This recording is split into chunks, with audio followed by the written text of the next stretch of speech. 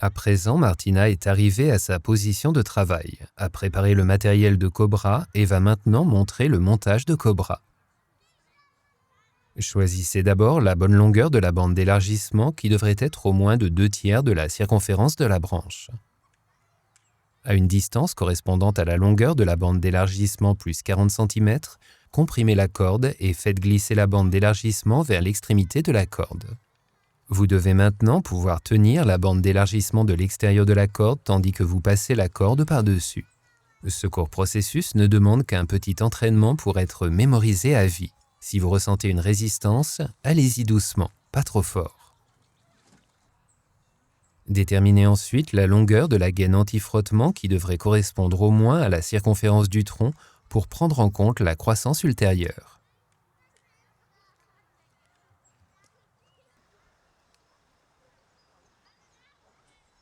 Coupez la gaine anti-frottement et insérez-y la corde.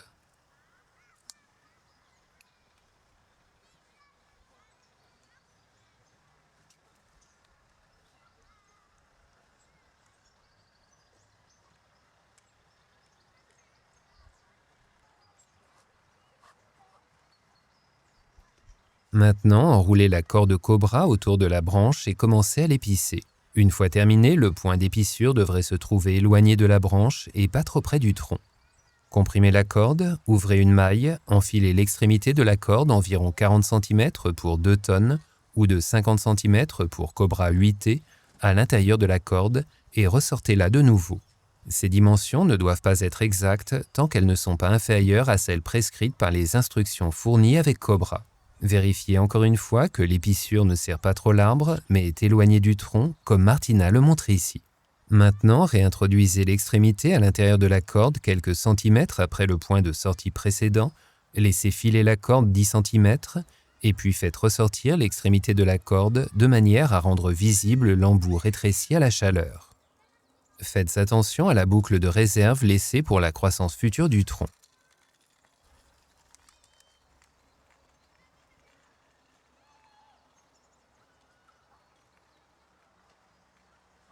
Ensuite, comprimez la corde derrière cette épissure et insérez l'amortisseur de secousse.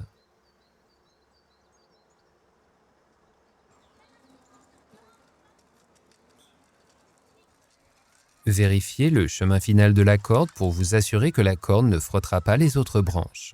Arrivé au contre-appui, tendez la corde Cobra pour déterminer la position ultérieure de la bande d'élargissement. Insérez ici la bande d'élargissement dans la corde. Avant de couper la corde, enroulez-en la branche, formez une épissure imaginaire et une réserve de croissance et coupez-la à cet endroit.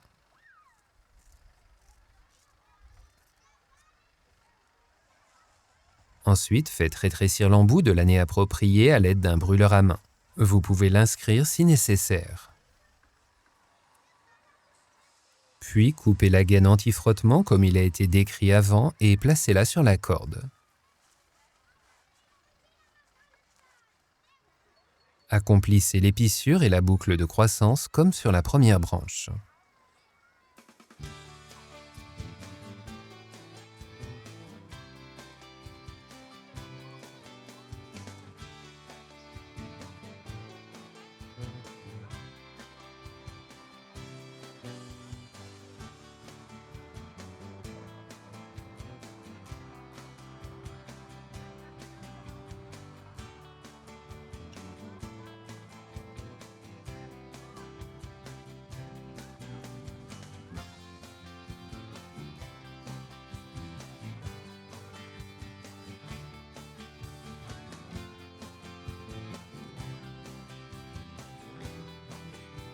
Maintenant, chargez le lien Cobra en vous y accrochant ou en vous mettant dessus.